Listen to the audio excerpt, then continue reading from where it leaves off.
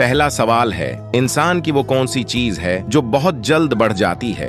5, 4, 3, 2, 1. इसका दुरुस्त जवाब है इंसान के नाखून। अगला सवाल है, पाकिस्तान के किस सूबा में सबसे ज्यादा मुसलमान रहते हैं? 5, 4, 3, 2, 1. इसका दुरुस्त जवाब है सूबा पंजाब में। अगला सवाल है, क्या आप जानते हैं औरतों की सबसे बड़ी कमजोरी क्या है? 5, 4, 3, 2, 1. इसका दुरुस्त जवाब है जज्बातियत।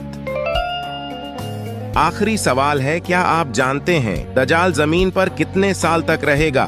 5, 4, 3, 2, 1. इसका दुरुस्त जवाब है 40 साल तक।